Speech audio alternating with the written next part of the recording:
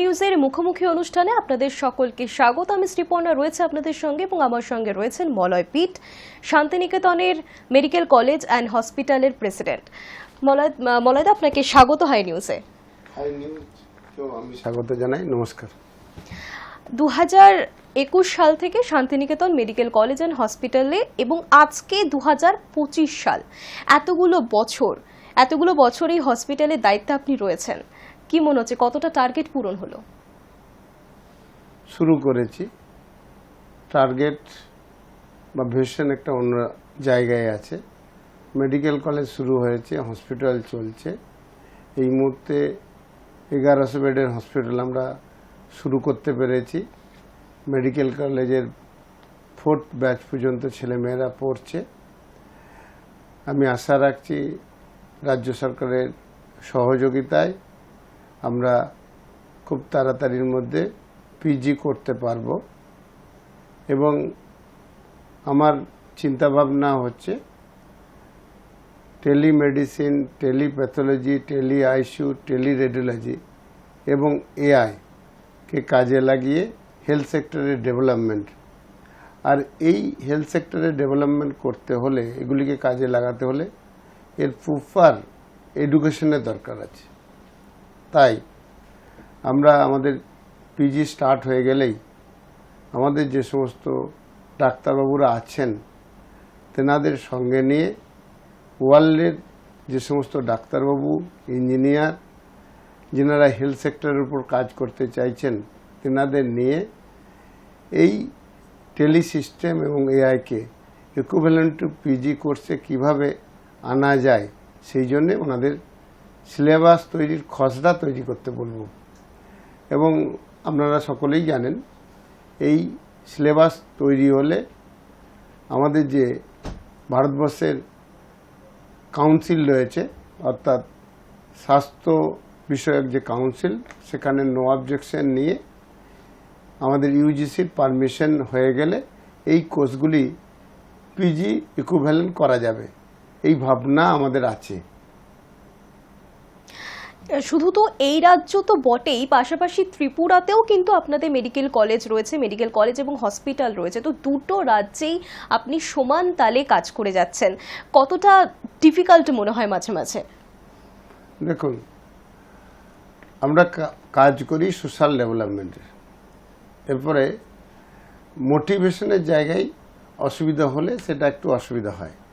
যখন আমাদের কাজের পদ্ধতি মানুষ বুঝে যায় এবং সেখানকার প্রশাসন যখন বিষয়টা জানতে পারেন প্রপার আমাদের চিন্তাভাবনা, তখন আর কোনো ডিফিকাল্টির জায়গা থাকে না।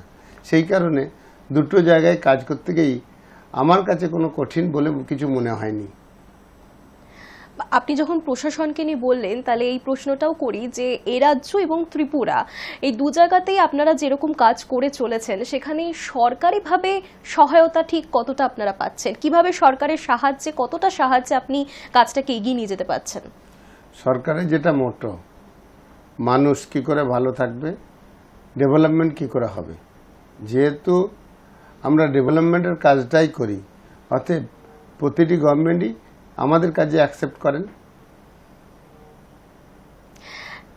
মলয়দা, আমি জানতে চাইবো আপনার ছোটবেলাটা, মানে ছোটবেলাটায় যখন আপনি কোথায় কেটেছে, কিভাবে কেটেছে, কোথায় কেটেছে? আমার বাড়ি বোলপুরের থেকে খুব কাছেই কুরুম্বা বলে একটি গ্রাম।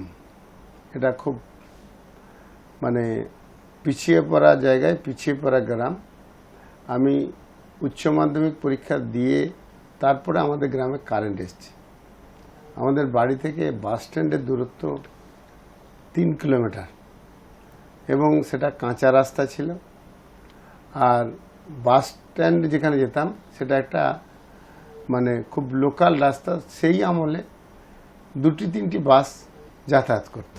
এক কথায় গ্রামীণ রুরাল জায়গা থেকে আমি কাজ শুরু করেছি বা জীবনযাত্রা শুরু করেছি। আর 5টা ছেলের মতোই মাধ্যমিক দেওয়ার পর, এইচএস দেওয়ার পর আমরা বিভিন্ন ঠেকে বসে আড্ডা দিতাম, বিভিন্নভাবে সময়টাকে কাটাতাম। এই সময় কাটাতে কাটাতেই আমার একটা উপলব্ধি আসে যে আমরা টাইমটাকে ওয়েস্টেড করছি, কিছু একটা করতে হবে। লড়াই শুরু করি 2003-এ। প্রথম আমরা আমাদের সোসাইটি নির্মাণ করে তখন একটি সরকারের সাহায্যে বাড়ি ভাড়া নিয়ে আমাদের তৎকালীন বলা হতো পিটিটিআই কলেজ, একটা বেসিক ট্রেনিং যে কলেজ, সেটি শুরু করি। 2 বছর চলার পর 3 বছর থেকে এর আইনি একটি জটিলতা আছে। রাজ্য সরকার এইভাবে অনুমোদন দিতে পারবে না বা পারে না, এই নিয়ে কেস হয় এবং 2006 কি 7 সালের মধ্যে এগুলি সব উঠে যায়।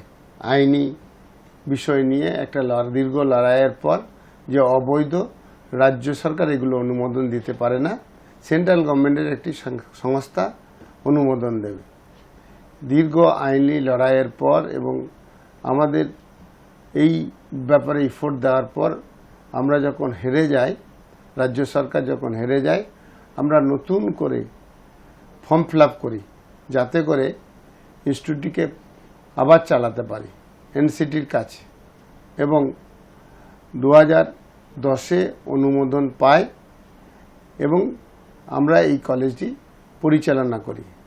তারপরে 2012-তে বেশ কিছু মানুষকে নিয়ে সাহায্য নিয়ে আমরা প্রথম 3টি পলিটেকনিক কলেজ আমরা বিভিন্ন জনের সঙ্গে যুক্ত হয়ে শুরু করি। 2টি পলিটেকনিক কলেজ আমি ডাইরেক্ট পরিচালনা করি, শান্তিনিকেতন ইনস্টিটিউট অফ পলিটেকনিক এবং গোবিন্দপুর শেফালি মেমোরিয়াল পলিটেকনিক। তারপর থেকে ইনস্টিটিউট তৈরি করা আমার একটা হবির মতো দাঁড়ায় এবং দীর্ঘদিন আমরা ইনস্টিটিউট তৈরি করার কাজে লাগি। বিশেষ করে আমি ওই ঠেকে যখন বসে থাকতাম, ছেলেমেয়েরা যখন টাইম ওয়েস্টেড করতো, শুধু টাইম ওয়েস্টেড করতো এই কথা বলবো না, রাষ্ট্রের বিরুদ্ধে, রাজ্যের বিরুদ্ধে, মা বাবার বিরুদ্ধে কথা বলতেন জব নেই বলে। এই ভাবনার উপরে দাঁড়িয়ে তৎকালীন ভারত সরকারের যে চিন্তাভাবনা এবং বিশ্ব ব্যাংকের টাকায় যখন ভারতবর্ষের বিভিন্ন জায়গায় স্কিল সেন্টার তৈরি হয়, তখন 100টির মতো স্কিল সেন্টার আমরা তৈরি করি এবং প্রচুর ছেলে মেয়েকে আমরা ট্রেনিং দিই। আমাদের স্টেটে, বাইরের স্টেটে, বিদেশে আমরা পাঠাতে শুরু করি। শুরু করার পর হঠাৎ করোনা এলো।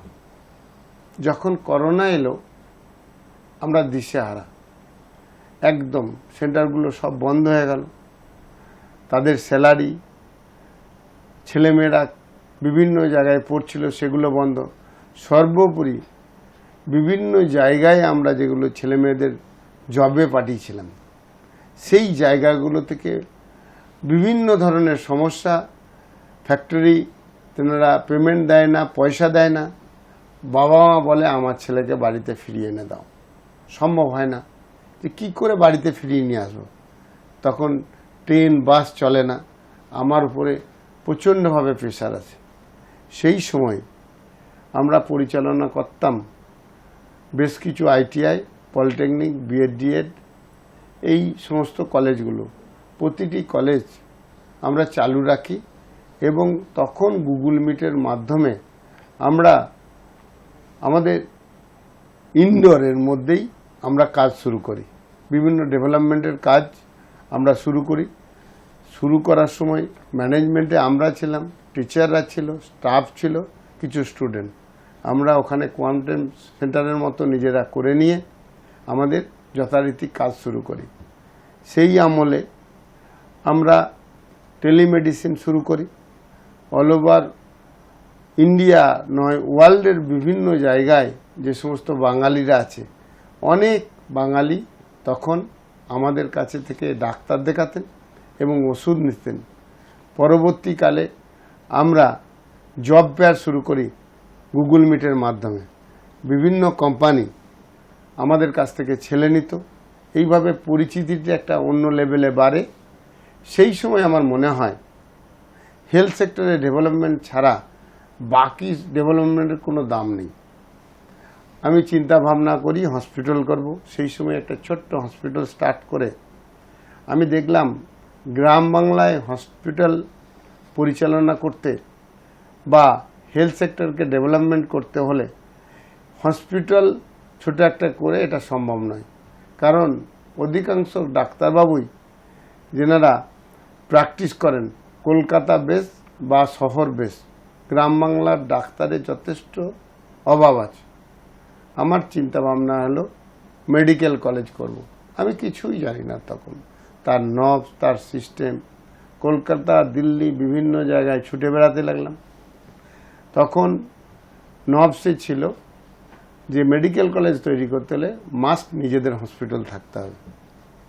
আমরা দিল্লিতে যে বোঝাতে সক্ষম হয়েছিলাম যে গ্রাম বাংলায় মেডিকেল কলেজ করার খুব দরকার আছে, রাতারাতি হসপিটাল হবে না, তাহলে সরকারি হসপিটালগুলোর সঙ্গে টাই আপ করে এটা করা যাবে কিনা। খুব আনন্দের বিষয়, যে ভাবনা আমরা ভাবছিলাম সেই ভাবনাকে মান্যতা দিয়ে গভর্নমেন্ট তখনই একটি আইন পাস করলো যে সরকার যদি হসপিটাল দেয় এবং সেটা 33 বছরের জন্য টিচিং পারপাসে ইউজ করতে দেয় এবং 10 কিলোমিটারের মধ্যে যদি মেডিকেল কলেজ তৈরি হয় বাকি নবস মেনে, তাহলে মেডিকেল কলেজ করতে দেবে। যখনই আইনটা তৈরি হলো, স্বাস্থ্য ভবনে ডেলি আসছি, ডেলি আলাপ আলোচনার পর রাজ্য সরকার বুঝলো গ্রাম বাংলার হেলথ সেক্টরকে ডেভেলপমেন্ট করতে হলে অতি অবশ্যই মেডিকেল কলেজ গ্রাম বাংলায় হতে হবে। সেই ভাবনার উপরে প্রগতিশীল ভাবনা, রাজ্য সরকার সহমত হয়ে সে বছরে যে সমস্ত সংস্থায় অ্যাপ্লাই করছিল প্রত্যেককে রাজ্য সরকার নো অবজেকশন দেয়। সেই সময় আমরাই প্রথম পিপি মডেলের মেডিকেল কলেজ তৈরি করি, যার নাম শান্তিনিকেতন মেডিকেল কলেজ এবং হসপিটাল। আমরা আনন্দিত, গর্বিত, গভর্নমেন্ট যে চিন্তা ভাবনা নিয়েছে গ্রাম বাংলার স্বাস্থ্য ব্যবস্থাকে যদি ডেভেলপমেন্ট করতে হয় তাহলে অবশ্যই গ্রামে গঞ্জে মেডিকেল কলেজ স্থাপন করতে হবে, অবশ্যই ক্রাইটেরিয়া মেনে। সেই জন্যে আমার খুব ভালো লাগছে আজকে বলতে, এই যে পিপি মডেলে মেডিকেল কলেজ ভারতবর্ষের প্রথম আমরা তৈরি করি। দাদা, আপনি বারবার এক কথা বলছিলেন যে উচ্চ মাধ্যমিকের পর যখন ছেলেমেয়েরা আড্ডা দেয়, যখন আরো ভবিষ্যতে কি করবে তারা সেই চিন্তা ভাবনা করে, কিন্তু বেশিরভাগ ক্ষেত্রে গ্রামগঞ্জের ছেলেমেয়েরা আড্ডা দেয়, পাড়ায় পাড়ায় ঘুরে বেড়ায়, মাঠে ঘুরে বেড়ায়। সেখান থেকে এই যে চিন্তাধারা যে এটা করতে হবে, গ্রামের মানুষের উন্নয়নের জন্য আমাদের কিছু ভাবতে হবে, আমরা সময় নষ্ট করছি, এই ভাবনাটা কিভাবে আসলো? দেখুন, গ্রাম বাংলার একটা জব বলতে সেই আমলের কথা বলি, মাস্টারি করব, এটা জব।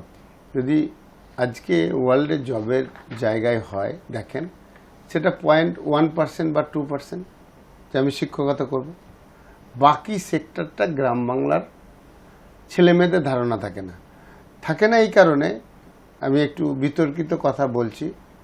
মাস্টারমশাইরা যিনি হিস্ট্রিতে পাস করেছেন, ইংলিশে পাস করেছেন বা হচ্ছে এই সাবজেক্টগুলো নেই, বড়জোর ম্যাথে, তেনাদের দৃষ্টিকোণ তো এটাই থাকে যে ছেলে হিস্ট্রি অনার্স পড়ুক, ছেলে ইংলিশ অনার্স পড়ুক, আর এই অনার্স পড়বে, বিএড করবে, মাস্টারি করবে। এবারে এত সংখ্যক বেকার ছেলে মেয়ে, এরপরে স্বভাবতই দাদাদের কিছু হয় নাই এই ভাবনার উপর, আর পড়ে কি হবে, ছেলে মেয়েদের এই ভাবনা চলে আসে। এই ভাবনার উপরে পড়ে কি হবে ছেলেরা বলছে, বাকি তো কিছু করছে না। ছেলেটির কাজ কি?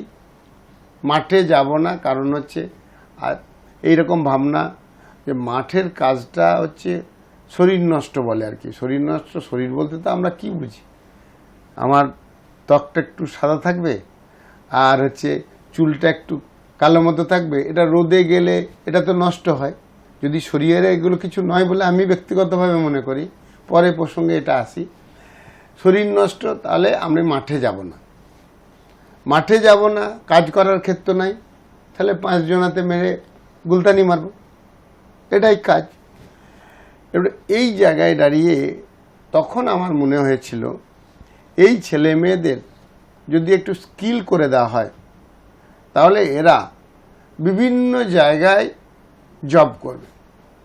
আমাকে দু একজন প্রশ্ন করেছে, একটু স্কিল করে দেবেন আর জব করবে, তাদের বিরাট ডেভেলপমেন্ট হয়ে যাবে, বিরাট কি তারা চাকরি পাবে? আমি বলি একবারে না। কিন্তু এই স্কিলটা করলে তার আকাঙ্ক্ষা জ্বলবে যে আমি কোথাও কাজ করতে যাব। এবারে কাজ করতে গেলে সে যখন দেখবে আমার মতোই একটা ছেলে এখানে ঢুকেছিল, 5 বছর পর সে একটা অফিসার হয়েছে, সে গোটা বিশ্বটা দেখতে পেয়েছে।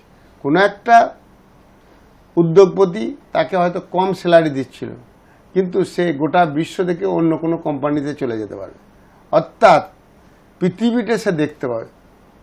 আমি প্রথম ভাবতাম যে এই ছেলে মেয়েগুলোকে গ্রামে যদি কোনো স্কিমের টাকা এনে দেওয়া হয় তাহলে বোধহয় ভালো হবে। আমার ভাবনা পরে মনে হয় এটা অমূলক। কারণ যাদের মেন্টালিটিতে ডেভেলপ করেনি, যারা ডেভেলপমেন্ট সম্বন্ধে কিছু বোঝে না, তাদের কিছু টাকা এলে সেটা ভাগ করে নেব বা সেটা কোনো রকম খরচ করে দেবো, এই প্রবণতা আসবে, যেটা অধিকাংশ ক্ষেত্রে বিগত কিছু বছর ধরে হয়েছে। আমি 2003 থেকে দেখেছি, সেই জায়গায় বলেছি। দেখবেন 100 দিনের কাজ, আমার খুব দুঃখ লাগতো, এত সুন্দর একটা প্রজেক্ট কি করলে, যে টাকাটা 2 ঝুড়ি মাটি এবছরে এখান থেকে তুলে এখানে ফেলা হলো, পরের বছর ওখান থেকে এখানে আনা হলো, মানে ডেভেলপমেন্ট সেই একই জায়গায়, কোনো কিছু হলো না। সেই টাকাটা ডেভেলপমেন্ট। ছেলেদের মদের দোকানে ধার ছিল, শোধ হলো, মেয়েরা ইমিটেশন খেলল, আর রেডিওটা বেজে উঠলো, সারে জাহা সে আচ্ছা মেরা দেশ মহান। অর্থাৎ ছেলে মেয়ে যদি মেন্টাল ডেভেলপমেন্ট না করা যায়, কোনোদিন ডেভেলপমেন্ট সম্ভব নয়। এই জায়গায় দাঁড়িয়ে দেখুন বাংলাদেশ, একটা অন্য ঘটনা ঘটলো, এটা অন্য বিষয়, কিন্তু বাংলাদেশে ছেলে মেয়েদের মেন্টাল কতটা ডেভেলপমেন্ট হয়েছিল। সবচেয়ে মেন্টালি দুর্বল জায়গা ছিল বাংলাদেশ, তারা মেন্টালি খুব উইক ছিল এবং খুব, আমার কথাই হচ্ছে যে একবারে পুয়ার মেন্টালি জায়গা ছিল বাংলাদেশ। নিজেদের ধরুন 2 বিঘে জমি আছে, 10 জন মেম্বার, এখানে থাকলে খেতে পাবো না, তাই ফুপু জেঠা কাকা কাউকে ধরে পৃথিবীর বিভিন্ন দেশে তারা চলে গেছিল। যে চলে যেয়ে কি করেছে, কেউ গেছে নিয়ে রাজমিস্ত্রির কাজ করেছে, রাজমিস্ত্রি বলে ভুল হবে, রিজার কাজ করেছে। যখন ফুপু নিয়ে গেছে, ফুপু জানে বিনা পয়সায় লেবার খাটাবো, তাই নিয়ে গেছে। গাড়িতে যেতে যেতেও তাকে খেতে দেয়নি, তারা খেয়েছে, মা মুড়ি দিয়েছিল সেটুকু খেয়েছে। ওখানে গিয়ে প্রথম দিন থেকে ইট বয়ে ভাত রান্না করেছে, থেকেছে। এই ছেলের মেন্টাল গ্রুমিং হয়েছে। তারপরে সে কি করেছে, রাজমিস্ত্রি হয়েছে, বাড়ি ফিরেছে, ছেলেদের কাছে ডেভেলপমেন্টের কথা বলেছে, আবার ছেলে নিয়ে গেছে, সে ওই রকম একজন। এরপরে কি হচ্ছে, সে বাড়ি কন্ট্রাক্ট নিয়েছে, লেবার কন্ট্রাক্ট, যে আমি করব। তার মেন্টাল কতটা গ্রুমিং হয়েছে সে বুঝতে পারছে না, তার মানে সে কন্ট্রাক্টর হয়ে গেল। পরবর্তীকালে সে বিল্ডিং কন্ট্রাক্ট নিয়েছে। নেক্সট প্রজন্ম আজ তারা দেখুন জায়গা কিনে বিল্ডিং করছে, যেটা আমাদের প্রমোটারি বলে। তাহলে কোন জায়গা থেকে এলো? বাড়িতে খেতে পেত না, বাড়িতে পেটে ভাত নাই বলে সেই করে এই ডেভেলপমেন্টটা কেউ শিখিয়ে দেয় নাই, নিজের তাগিদে সে করতে বাধ্য হয়েছে। একইভাবে বাংলাদেশের বিভিন্ন সেক্টরে ছেলে মেয়ে চলে গেছে, তারা ওখানে যে ডেভেলপ করেছে, আবার ফিরে এসছে, বাংলাদেশ ডেভেলপমেন্ট করেছে। ওইটা দেখে আমার মনে হয়েছিল আমার এই গ্রাম বাংলা ছেলে মেয়েদের যদি রবীন্দ্রনাথের ভাষায় বলি, গৃহ ছাড়া অন্য ছাড়া করে দিতে পারা যায়, তাহলে এরা ডেভেলপমেন্ট করে দেবে। সেই ভাবনার উপরে স্কিল সেন্টারগুলো করেছিলাম। যখন রোধ হয়ে গেল করোনার পর, হেলথ সেক্টরকে ডেভেলপমেন্ট করতে হবে, আমি সেই সময় থেকে কাজ করে প্রায় রাজ্য সরকারকে ভাবাতে পেরেছি যে এখানে প্রচুর নার্সিং কলেজ খুলুন, কারণ এখানে দরকার আছে, প্যারামেডিক্যাল কলেজ খুলুন, এখানে দরকার আছে। দেখুন আমি কি দেখেছিলাম তখন, আমার হসপিটালে কাজ করছি, একটি মেয়ে আমাকে বলছে যে স্যার 50,000 টাকা আমাকে অ্যাডভান্স দেবেন। আমার কেন রে, কী করবি? বলছি ব্যাঙ্গালোরে আমি নার্সিং ভর্তি হয়েছি, তা আমার ওখানে লাগবে, নইলে আমার পড়াটা হবে না। নিয়ে আমি বললাম ঠিক আছে দেবো। কিছুদিন পর আমাকে প্রণাম করছে, বলছে স্যার আমি নার্সিং পাস করে গেছি। আমি কী করে পাস করলি? আমাদের ব্যাংকে বাবার 3 লাখ টাকা ছিল আর আমার কাছে 50,000 টাকা নিল। আমি পড়লি কখন? তুই যে পাস করে গেছিস, তুই তো গেলেও না কোথাও। বলছি স্যার ওই এজেন্টদের মাধ্যমে আমরা ভর্তি হয়ে যাই, আমাদের সার্টিফিকেট এখানে চলে আসে। আমি রাজ্য সরকারের এক আধিকারিককে বলেছিলাম যে স্যার আমার এখানে ছেলে মেয়ের আকাঙ্ক্ষা আছে, ওই সার্টিফিকেটকে আমরা করে দিতে পারবো না।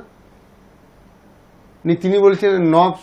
আমি বললাম আমাদের যা কাঠামো আছে, যা ছেলে মেয়ে আছে, যা হসপিটাল আছে, তার মধ্যে যদি আমরা নার্সিং কলেজ খুলি তাহলে কি অসুবিধা আছে স্যার?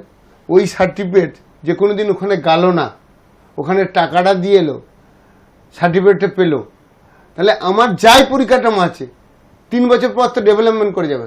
আমি ধন্যবাদ জানাই আমাদের গভর্নমেন্টকে, সেই আমলে যে নার্সিংহোমগুলো খোলা হয়েছিল আজকে প্রত্যেকটি গভর্নমেন্ট আবার নবস করে ভিজিট করে সেগুলো নবসে দাঁড় করিয়ে দিয়েছে।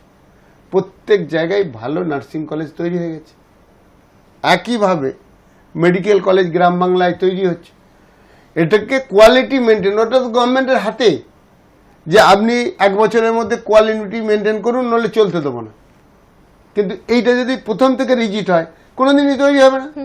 হলে কলকাতায় হবে, গ্রাম বাংলায় হবে না। তো এইরকম প্রায় সেই আমলে 25টি কলেজ করার আমি উদ্যোগ নিই। এবার এই কথাগুলো নিয়ে আপনাদের এখানে অনেক সময় বিকৃত হয়। তার মানে 25টা কলেজই আমার, একবারেই না, প্রত্যেকে কলেজ করেছে, আমি একটু হেল্প করেছি, সে আমাকে সঙ্গে রেখেছে। ইনভেস্ট তাদের, পরিচালনা আমাকে করতে দেয়, ভালো করি বলে। এই যে এখনই যেটা তৈরি হয়েছে, আপনাকে একটু বলে নিই সুবিধা হবে। হসপিটালগুলো ঠিকঠাক চলছিল না, প্রাইভেটগুলো বলছি, আমি সরকারি বিষয়ে বলছি না, চলছিল না। আমার কাছে সবাই মিলে এলো, আমি বললাম একটা অ্যাসোসিয়েশন কর, একটা নবস কর, নিয়ে হসপিটালগুলো ভালো করে চালা। দেখ 1 বছর বা 2 বছরের মধ্যেই বাইরে কেউ কোথাও ডাক্তার দেখাতে যাবে না। বলছি কী করে সম্ভব? বলে ডাক একদিন। সল্টলেকে একদিন ডেকেছিল, আমাদের 500 হসপিটাল মালিক এসেছিল, ওরা বলেছিল আমি থাকবো। আমি ওনাদের বললাম দেখুন আমাদের দোষটাকে প্রথম ঠিক করুন, আমাদের কি কি দোষ আছে। আমাদের পরিকাঠামো নাই, পরিকাঠামোটা তৈরি করতে হবে। তাহলে পরিকাঠামো যদি তৈরি করি কি করে করবে? আমি ওনাদের বললাম আমার মানসিকতা আছে, আমি 2টো মেডিকেল কলেজের প্রেসিডেন্ট আছি, এবারে একটা মেডিকেল কলেজে পিজি হবে, পরের পরে আরেকটা মেডিকেল কলেজে পিজি হবে, এবং আমি বলছি 4 থেকে 5 বছরের মধ্যে আমরা একবারে ইউজিসির কাছে পারমিশন নিয়ে টেলিমেডিসিন, টেলিপ্যাথোলজি, টেলি আইসিইউ, টেলিরেডিওলজি এবং এআইকে কাজে লাগিয়ে আমরা এই মাস্টার ডিগ্রি কোর্সটা করব, এবং ওয়ার্ল্ডের বিভিন্ন জায়গায় ছেলে মেয়ে আমরা এখানে ম্যান পাওয়ার সাপ্লাই করব। অর্থাৎ তারা অন জব ট্রেনিং করবে, ট্রেনিং করতে করতে পড়বে। কারণ হচ্ছে দেখবেন আজকে আমাদের ভারত সরকার একটা নতুন নিয়ম করেছে, জব করতে করতে পড়া যাবে, জব করতে করতে পড়া যাবে। একটা ছেলে যদি মাধ্যমিক পাস করে তার বিভিন্ন জায়গায় জব করে এবং কোয়ালিটি একটা মেনটেন করে তার একটা পরীক্ষা হবে, এক ধাপে ডিগ্রি হয়ে যাবে, equivalent to HS, equivalent to graduation, equivalent to master degree. তার মানে সেই ছেলেটা প্রফেসর পর্যন্ত হতে পারে, প্রিন্সিপাল পর্যন্ত হতে পারে। ছেলের যদি মানসিকতা এই জায়গায় থাকে তাহলে যে ছেলেটা মাধ্যমিক পাস ভর্তি হয়েছিল সে কিন্তু সর্বোচ্চ আসনে যেতে পারবে। এইটা যদি টেকনিক্যাল এডুকেশনে হয়, হোয়াই নট মেডিকেলে? যে ছেলেটা এমবিবিএস পড়লো, ধরুন এখানে এমবিবিএস পাস করলো, ছেলেটা ধরুন আফ্রিকার জঙ্গলে টেলি সিস্টেমের উপর দিয়ে কাজ করে। ধরুন একটা হসপিটাল আছে, সেই হসপিটালে হার্টের অপারেশন হচ্ছে, এখানে দেবী সেটির ওখান থেকে ধরুন হার্ট অপারেশন হচ্ছে, কিডনিটা ধরুন ব্যাঙ্গালোরের অন্য কোনো জায়গা থেকে দেখানো হচ্ছে, ধরুন হায়দ্রাবাদ থেকে গ্যাস্ট্রো হয়ে যাচ্ছে, ওখানে জাস্ট এমবিবিএস ছেলে থাকলেই তার তো শুধু মনিটরিং করা কাজ, আর কাউকে তো লাগছে না, টেলি সিস্টেমে দেখতে হবে। কিছুদিন আগে আপনি লক্ষ্য করেছেন কিনা যে জানি না, আমি এখানকার একটা কথা বলি, হায়দ্রাবাদ থেকে একটি অপারেশন হলো টেলি সিস্টেমে, হার্টের অপারেশন একসঙ্গে দুটো, এবং প্রায় 285 কিলোমিটার দূরে। সেইখানে কি হলো জানেন, সেখানে হলো সাকসিস অপারেশন হলো, তাহলে 285 আমার দেশে। আর চীনে আপনি নেট সার্চ করে দেখবেন 300টা রোবট নিয়ে একটা হসপিটাল পরিচালনা হচ্ছে, সিকিউরিটি থেকে সুইপিং থেকে অল হচ্ছে, ডাক্তার থেকে সব রোবট করছে, এআই কে কাজে লাগিয়ে। পৃথিবীর বিভিন্ন সংস্থা পরীক্ষা করে বলেছে ওর যে কোনো কার্যক্রম মানুষের চেয়ে অনেক বেশি উন্নত, হসপিটালটা মানুষ বেশি উন্নত। তা আজকের দিনে এটা কোনো কথা হলো নাকি? হার্টের ধরুন আমার যদি সমস্ত সিস্টেম থাকে, হার্টটা দেখে নেবে রাশিয়া থেকে, কিডনিটা দেখে নেবে আমেরিকা থেকে, কি বললেন? এটা তো ইজি ব্যাপারটা, আপনার কাছে আমার কাছে খুব কঠিন মনে হচ্ছে, কিন্তু আমার নেক্সট প্রজন্ম কি বলছে, বাবা গুগল আর কদিন পর ব্যাকডেটেড হয়ে যাবে, এআইকে কাজে লাগে।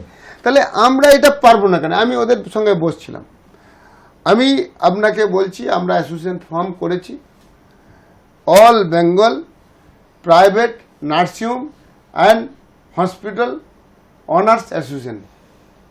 1 বছরের মধ্যে আমরা পরিকাঠামোগত সব ডেভেলপমেন্ট করে নেব। এর জন্যে সরকারের শুধু সাপোর্ট লাগবে, আমরা ফিনান্স দেবো, আমরা ডেভেলপমেন্ট করব, এই কাজ আমরা করব, এই অ্যাসোসিয়েশন তার গাইডলাইন করবে, তার মনিটরিং করবে। আমাকে এখানে মেডিকেল উদ্বোধন হলো, উদ্বোধন মেডিকেল আমাকে দিয়ে করাই ছিল, ওইখানে ওই মঞ্চে দাঁড়িয়ে আমি বলেছিলাম যে আমরা সব ডেভেলপমেন্ট করব। আমাকে একজন জিজ্ঞেস করেছিল অর্থ কোথা থেকে পাওয়া যাবে। আমরা ডেভেলপমেন্ট করার মানসিকতা আছে কি?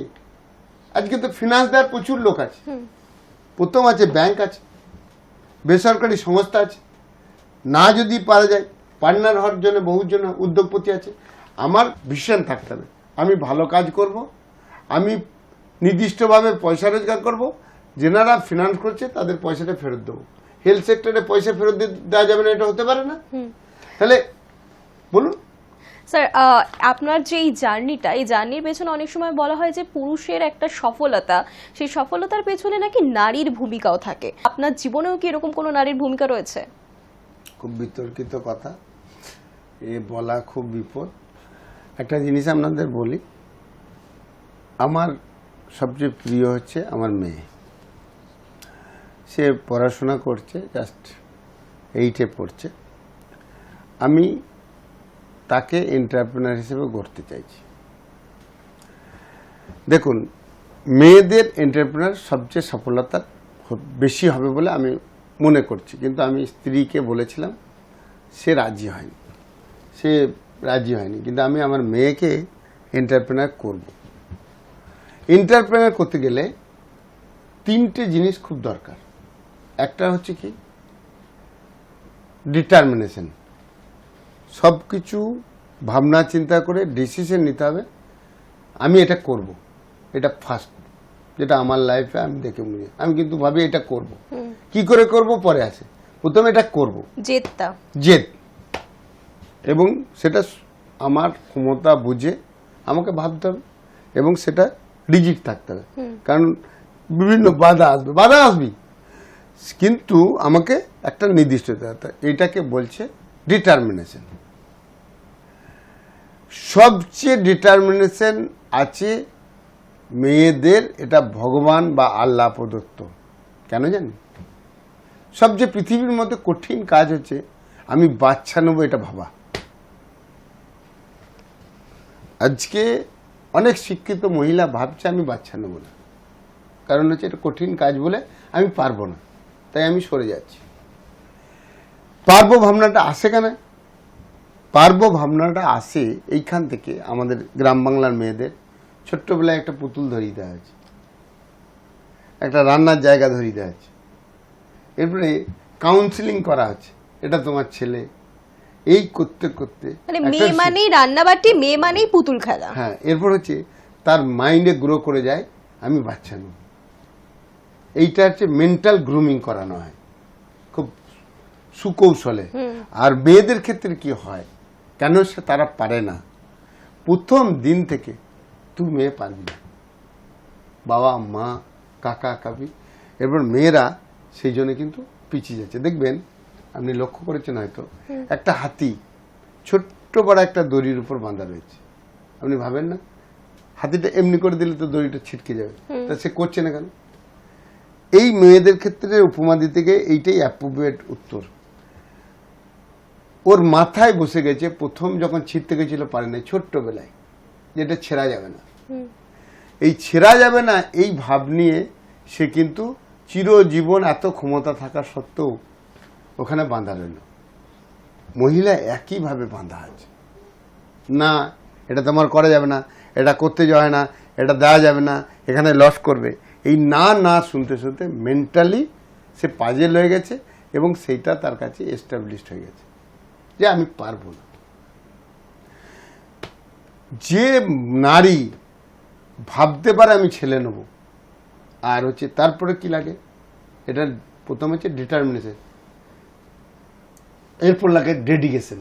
কোনো শিল্পকে যদি স্থাপন করতে হয় তাহলে তারপর তার এফোর্ট লাগবে যে আমি এটা করবই, তার জন্য যে কোনো পজিশন বা যে কোনো ভাবেই হোক করবো। বলুন তো, একটা বাচ্চা হওয়ার পর 2 সেকেন্ডও বাচ্চা কি করছে সে কোলে নিয়ে বা শুয়ে রেখে সবসময় ভাবছে, এর চেয়ে ডেডিকেশন কারো আছে? পৃথিবীর কারো আছে? নেই। একটা ছেলেকে বাচ্চা দেখতে বলে কিছুক্ষণ পরে দেখবে আমি খেয়াল করিনি, এটা বলবে, তাহলে আছে। মা তো মাই হয়। আমি কি বলছি, তাহলে মেয়েকে যদি ভাবানো হয় ওইটা তোমার বাচ্চা এন্টারপ্রেনারটা, তাহলে ওর চেয়ে বড় এন্টারপ্রেনার কেউ হবে কি? তাই আমার মেয়েকে আমি এন্টারপ্রেনার হিসেবে দেখতে চাইছি। আমি পৃথিবীটা দেখলাম, আমার অভিজ্ঞতা তাকে দেখাবো এবং তাকে এন্টারপ্রেনার হওয়ার জন্য আমি এনকারেজ করব। আমাদের বাঙালিদের সবচেয়ে একটা জায়গায় দাঁড়িয়ে গেছে, আমরা কোনো দায়বদ্ধতা নেব না, আমি থাকবো, দায়বদ্ধতা নেব না, বড় কাজ হতে পারে না। আমি 10টা 5টা ডিউটি করব বা এইটা করব, তারপরে আমি থাকবো।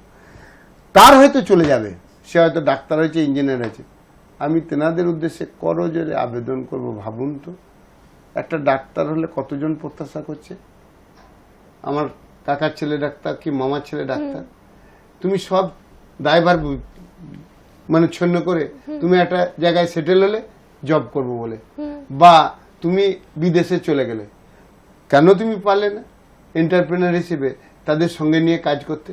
তাহলে তো এখানে শিল্পটাও হতো, তোমারও বিরাট উপকার হতো। আমার বক্তব্য হচ্ছে প্রত্যেক ছেলে মেয়েকে আমি এনকারেজ করার জন্য বসলাম। মলয় হয়েছে তার ডিটারমিনেশন ডেডিকেশনের জন্য। আমি চাষি বাড়ির ছেলে, 300 টাকা নিয়ে আমি কাজ শুরু করেছি। আমি যদি এই জায়গায় আসতে পারি, আমি এইখানে ভাবছি না, আমি এখানে বসে বলে যাচ্ছি টেলিমেডিসিন, টেলিপ্যাথোলজি, টেলি আইসিইউ, টেলিরেডিওলজি এবং এআইকে কাজে লাগিয়ে বিশ্বের হেলথের সমস্ত জায়গাতেই আমরা বোলপুর বা ত্রিপুরা থেকে অংশগ্রহণ করব। এটা আমার ডিটারমিনেশন, আমি পারবই। এই করোনার সময় তৎকালীন স্বাস্থ্য যিনি আধিকারিক ছিলেন তেনাকে আমি বলেছিলাম যে আমি বোলপুরে স্যার মেডিকেল কলেজ করে দেবো। হাঁ হয়ে দেখেছিলেন, আমাকে বলেছিলেন টাকা পয়সা, আমি বলেছিলাম স্যার, মজা করে বলেছিলাম আমি রবীন্দ্রনাথের জায়গার লোক, তো আমার সম্পদ আছে তোমার সবাকার ঘরে ঘরে, সবাইকে নিয়ে স্যার করে নেব। বলছি এটা সম্ভব? নিয়ে উনি একটা কস্ট অ্যানালিসিস করে আমাকে দেখাইছিলেন। আমি বলেছিলাম যে স্যার একটা কথা বলি, আবেগ থাকতে হবে, মানুষের প্রয়োজন থাকতে হয়ে যাবে। স্বাধীনতা আন্দোলন হয়েছে তো স্যার, কত টাকার বাজেট ছিল, কে পয়সাটা দিয়েছিল? মানুষের নিড ছিল, সবাই ভেবেছিল, পয়সা সবাই দিয়ে দিয়েছিল, আমার ওই কলেজ হয়ে যাবে, সবাই ভাবছে স্যার হয়ে যাবে। উনি অবাক হয়ে বলেছিলেন এটা কি সম্ভব? আমি বললাম হ্যাঁ স্যার হয়ে যাবে। আমি এখানে বসে আপনাকে বলে গেলাম আমি খুব দৃঢ়, পিজি আমার হবে, ডিজিটাল ইউনিভার্সিটি আমি করব, টেলিমেডিসিন, টেলিপ্যাথোলজি, টেলি আইসিইউ, টেলিরেডিওলজি এবং এআই ইকুইভ্যালেন্ট টু পিজি করার জন্য যা করতে হবে আমি করব। এবং ওই মাটিতে বসে ওয়ার্ল্ডের বিভিন্ন ডাক্তারবাবু, ইঞ্জিনিয়াররা কাজ করবে। আমি আপনাদের মাধ্যমে এন্টারপ্রেনারদের আহ্বান জানাচ্ছি, ওখানে আমরা একটি হেলথ সিটি করতে চাইছি। আমরা করতে চাইছি মানে ফ্যাসিলিটার হিসেবে কাজ করব, ও কাজ আমার নয়, আমরা ফ্যাসিলিটার করব। 300 জন মহিলা নিয়ে আমরা ক্লাস্টার তৈরি করে স্পোর্টস একাডেমি করব। 60 বিঘে জায়গার উপর হয়তো স্পোর্টস একাডেমি তৈরি হলো, মালিকানা সব ওই মহিলাদের, ওই ক্লাস্টারে। সেখানে এডুকেশন থেকে আরম্ভ করে মানে খেলাধুলা সংক্রান্ত এবং বিভিন্ন টুর্নামেন্ট, এক্সিবিশন সব কিছু হবে। আমরা করব ওই জায়গাতেই 60 বিঘে জমির ওপর ক্লাস্টার গঠন করে কালচার একাডেমি, যেখানে বিভিন্ন এডুকেশন দেওয়া হবে কালচারে, প্লাস হচ্ছে বিভিন্ন ইভেন্ট হবে এবং ওয়ার্ল্ডের বিভিন্ন জায়গায় এই কালচার টিম যাবে। আমরা রিক্রিয়েশন ক্লাব করাবো ওই 300 জন মহিলা নিয়ে, যাতে করে তেনারা এই কাজটা করবে এবং 5 স্টার হোটেল থেকে সব কিছু ওখানে হবে। স্যার, আপনি আপনার কাজের প্রত্যেকটা বিষয়ে যেমন ছেলে মেয়েদের পড়াশোনার কথাও তুলে ধরছেন, পাশাপাশি কিন্তু কাজের প্রসঙ্গটাও তুলছেন। আপনার কি কোথাও মনে হয় যে রাজ্যে বেকারের সংখ্যা বাড়ছে বা আমাদের এই বাংলা কতটা সোনার বাংলায় পরিণত হতে পেরেছে? বাংলাতে 6 লক্ষ মানুষ যারা প্রথম নেশার টানে ছিল, পরে ইউটিউব বা ফেসবুকে নিয়ে একটা বুম ধরেছে এবং পেশাতে তেনারা নিযুক্ত হয়েছে। এরপরে আরো 1 কোটি ছেলে মেয়ে সোশ্যাল মিডিয়ায় তারা ঠাকে বসে বিভিন্ন রকম করছে। এই 5.5 থেকে 6 লাখ ছেলে যদি দূরবীন আর অনুবীক্ষণ যন্ত্র নিয়ে খুঁজে কোন শিল্পে কোনটা ঘাটতি আছে, কোনটা খারাপ আছে, আমরা সবাই মিলে ছড়িয়ে দেব, তা এই সোনার বাংলা কথাটা কি হবে? আমি বললাম আমি করে দেব। 1 বছরের মধ্যে প্রাইভেট সেক্টরের সমস্ত হসপিটালকে এআই ডিজিটাল সিস্টেম কাজে লাগিয়ে সমস্ত মানুষের ট্রিটমেন্টের জন্য পরিকাঠামো তৈরি করে দেব। গভর্নমেন্ট সেই ধরনের মেডিকেল কলেজ তৈরি করেছে, তেনারা স্বাস্থ্যসাথীর মধ্য দিয়ে আমাদের এই হসপিটালগুলোকে ডেভেলপমেন্ট করার সুযোগ করে দেবে। এখানে কি কেউ ডাক্তার দেখাবে? কেন দেখাবে না জানেন? আপনাদের জন্যে, আপনাদের মাথায় আমরা সেই জিনিসটা ঢুকাতে পারি নাই। ওই 5.5-6 লাখ লোক, একটা অপারেশন যদি লোক মরে যায়, আপনাদের সব চ্যানেলগুলোতে দেখাতে লাগবে। 1 কোটি মানুষ সেটাকে ভাইরাল করবে, তাহলে মানুষের শরীর তো কেউ এখানে দেখাবে। করো জোরে আপনার কাছে আবেদন জানালাম, আপনি ডেভেলপমেন্টটাও তুলে ধরুন, আপনারা ডেভেলপমেন্টটা তুলে ধরুন। আপনারা বা যেনারা যে ভাবছেন বাংলা কেমন হবে, আপনি যেমন ভাবছেন তেমনি হবে, ভাবনাটা আপনার উপরে। আমার পরবর্তী প্রশ্ন যে ভবিষ্যতে কি রাজনীতিতে আসার কোনো পরিকল্পনা রয়েছে আপনার? দেখুন, ওই সেক্টর ফুল আলাদা, ওটা করেন। এখানে আমাদের সঙ্গে রাজনৈতিক ব্যক্তিত্বদের তফাৎ কোথায়? ওনারা ওনাদের পার্টির গাইডলাইনে মানুষের উপকার করতে চাই, আমরা সোশ্যাল ডেভেলপমেন্ট করতে চাই মানুষের।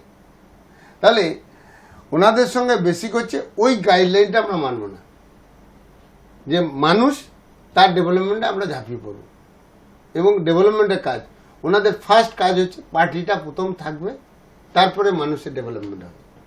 সেই জন্যে নীতিগত দিক থেকে ওনাদের সঙ্গে আমাদের এই জায়গায় একবারে আসাটা আমাদের সম্ভব নয়। ওনাদের ওই পর্যন্ত গভর্নমেন্টের ডেভেলপমেন্টের জায়গায় আমরা অংশগ্রহণ করতে পারবো। আবার এটা বলবেন যে তাহলে কি গভর্নমেন্টে যদি খারাপ হয় তাহলে আমরা বিরোধিতা করবেন না, এটা আমাদের কাজ নেই। ওটা রাজনৈতিক ব্যক্তিত্বদের বা আপনাদের কাজ যে সমালোচনা করা। আমরা হয় ডেভেলপমেন্টে অংশগ্রহণ করব কিংবা সরে দাঁড়াবো, অন্য জায়গায় ডেভেলপমেন্টে আমরা নিজেভাবে করব। আমাদের সমালোচনা করা কাজ নয়, আমরা এর মধ্যে যুক্ত হতে পারবো না। তাই এই নিয়ে এখন এই ধরনের কোনো ভাবনা নেই, কারণ মোটো আলাদা, চিন্তা ভাবনা আলাদা। শেষ প্রশ্ন আমার, যে Santiniketan medical college and hospital, ত্রিপুরাতেও আপনার এক Santiniketan medical college and hospital রয়েছেন, তাছাড়া বিভিন্ন সংস্থার সঙ্গে আপনি যুক্ত রয়েছেন।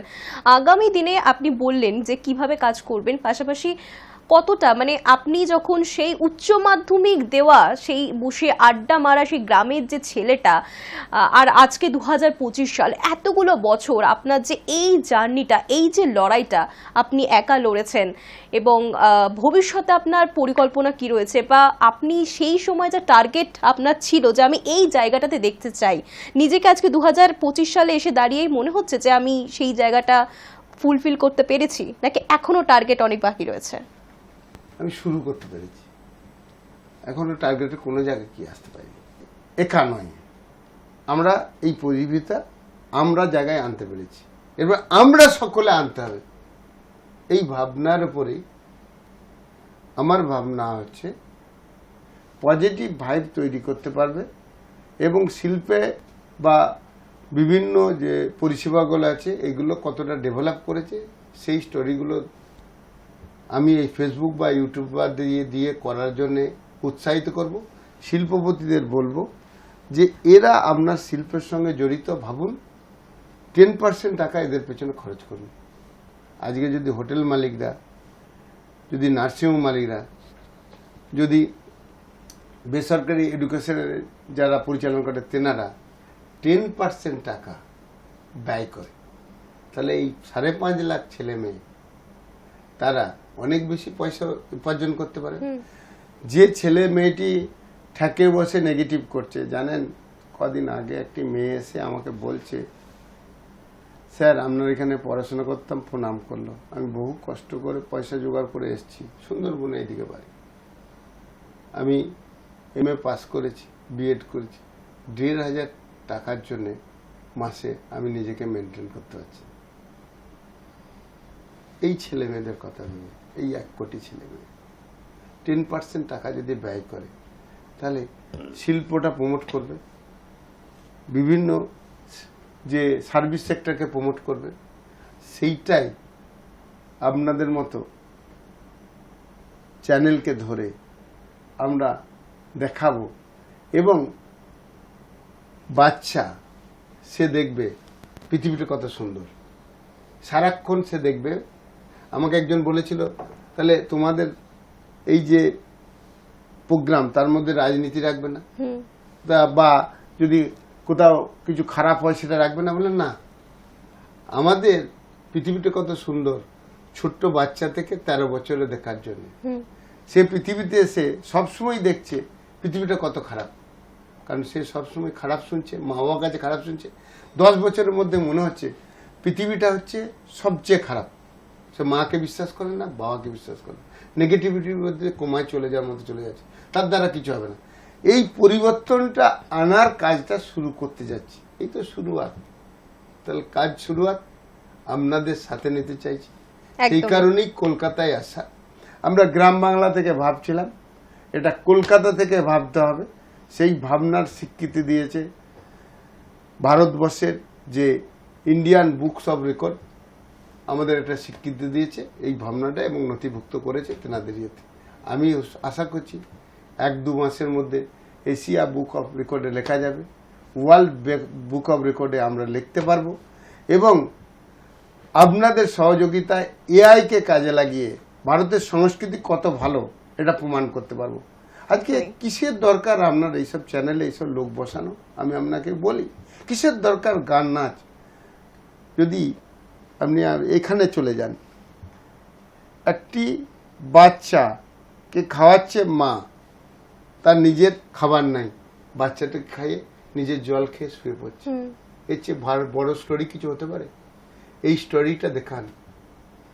এবং আপনি দেখান একজন বাবা, সে বুড়ো হয়ে গেছে আর বাঁচবে না, সেখান থেকে রিটার্ন নাই, ছেলে খেতে পাচ্ছে না, তবু বাবার জন্য ধরুন ডিউটি যায় নাই, তার স্যালারি কাটা গেছে। এই যে ভারতীয় সংস্কৃতি পৃথিবীর কোথাও আছে নাকি? কি হলো, একটা নির্দিষ্ট বয়সের পর বৃদ্ধাবাসের মতো কোথাও দিয়ে দেবে। কোথায় যাবেন, কোথায় পাবেন ভাইয়ের মায়ের এত স্নেহ? এইটা আপনারা দেখান।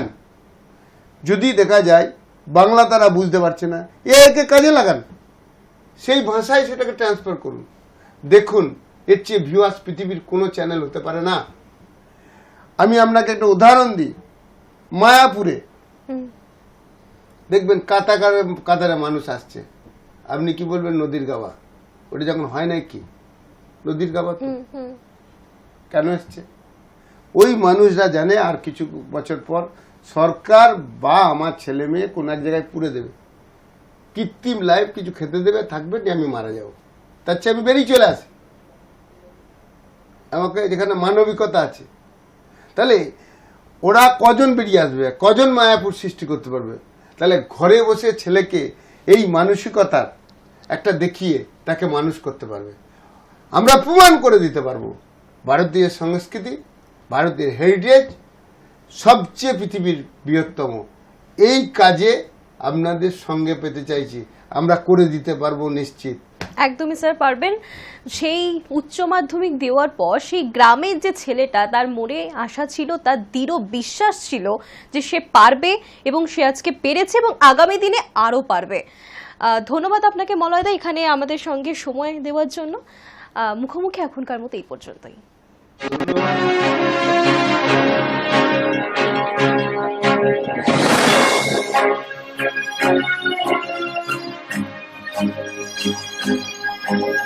Thank you.